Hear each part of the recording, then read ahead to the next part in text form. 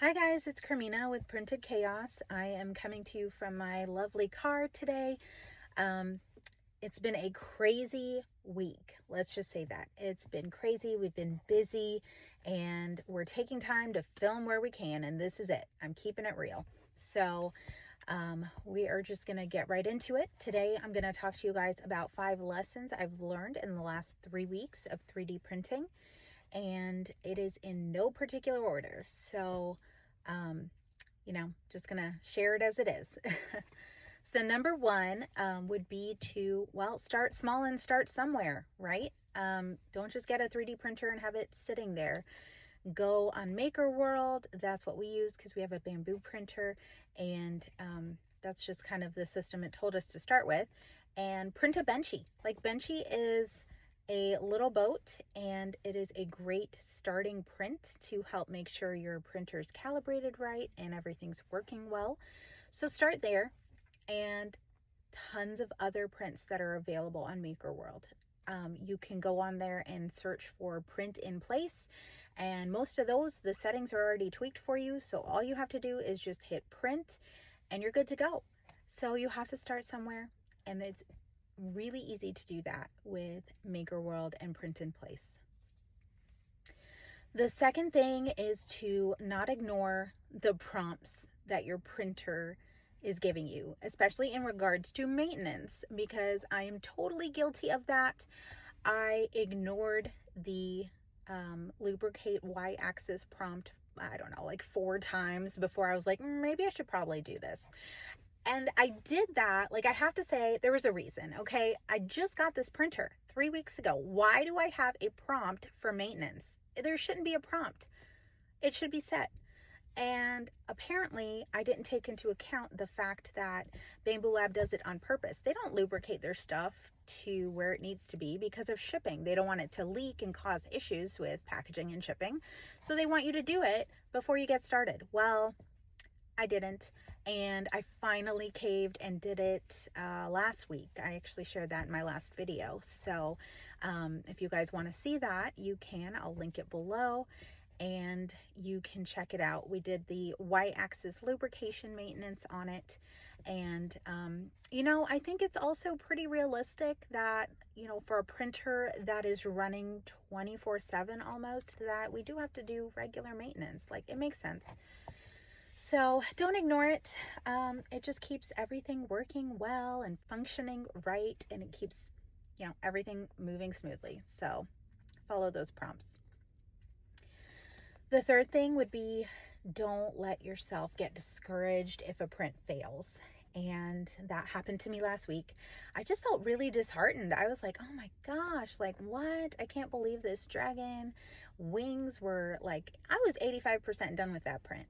It should have been perfect, and it failed at the wings. Like, the body was done, everything else was done. It was just the wings that failed. And my son is amazing, Dominic. He was like, you know what, I love this print, it's perfect because my other dragon ate the wings off and I'm gonna play with it. So he made something positive out of this negative situation. And so I'm just going to say that's another lesson we learned. Keep it positive. Make sure you understand that print fails are inevitable, and that you can't learn and you can't get better and improve if you don't have some of those failures. So, and you know what? Just piggybacking off of that, I had another print fail this week, and I learned so much from that failure. I was able to redo the settings. I was able to fix some of those issues that caused it to fail, and it was successful. And that feeling of having a successful print after a failed print, it's just everything. It was so great. So definitely don't let it get you down.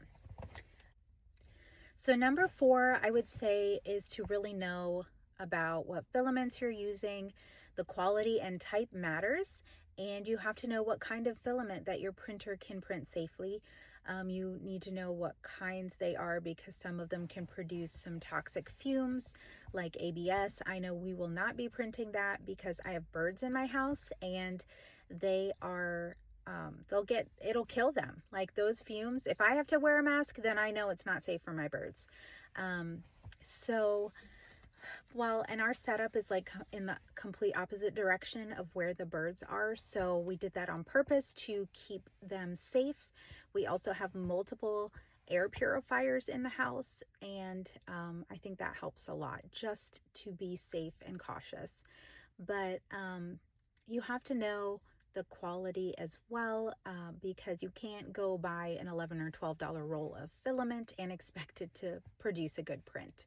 Some of these have fillers in them, and there are other things that could be a little abrasive for your printers. You have to know which ones that like your printer can actually print. But also you have to know so that you can tweak your settings to be able to print that type of material well. So I would say that is something I've definitely learned, because certain things like with going through the AMS system versus the external spool, I've heard like glow filament can be abrasive. I actually did get 2 glow filaments from Sunlu, and I haven't used them yet, just because I know I'm gonna do it through the external spool, and I just don't want to mess with trying to take apart things right now and reconfigure it. So I'll get to it eventually. Those are all important things to know. Every filament may have a different setting. Every brand, even, it's brand specific sometimes. You have to look at the information that's always on the spool of filament that you get. It'll tell you what temperature, what bed temp, what speed to print it at, like everything's there. So follow those directions and you should get a great print with that material. So let's see, number 5. Yep, 5, and probably the most important one, especially if you are going to be doing this as a business. Like for us, it's just a hobby right now. We are slowly working towards making this a business, but we just don't have enough inventory to do that yet. So we're building that up, and then eventually we'll get there. But you want to make sure that you're doing it legally. And what I mean by that is that you want to make sure you have the rights to sell what you're selling. There's so many designers out there that you can support. You can do it on Patreon or Thangs, and you can get their designs and be able to print it and sell it with their commercial license. Now, you can't share their files. You can't sell those. Those are their property, and you cannot do that. But you can print some of their amazing stuff, and you don't have to worry about trying to design yourself. If it's just not something you're interested in, or if you're like, I don't have time for this, which I'm kind of right there at that point right now. I do want to learn, but eventually that's a thing for the future. Right now, I am loving to support these designers and be able to print their stuff and sell it and make a profit and do it legally, because I know it's out there. I've seen it.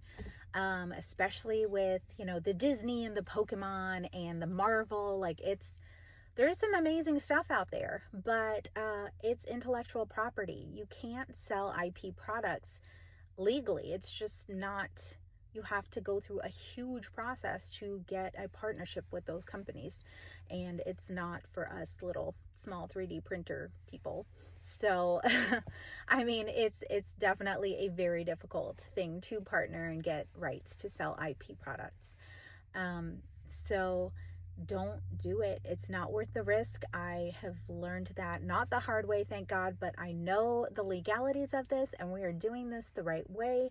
So I'm going to make sure everything we sell, we have the rights to sell, and we have that commercial license for it. So that is it. Those are the 5 things I've learned so far, and we will catch you guys next week. I'm going to go ahead at some point and make our video of the prints we've done this week. I have not had a chance to do that yet, so I will probably end up making that as a short and have the kids show you guys what we've printed this week. So I'll catch y'all next time.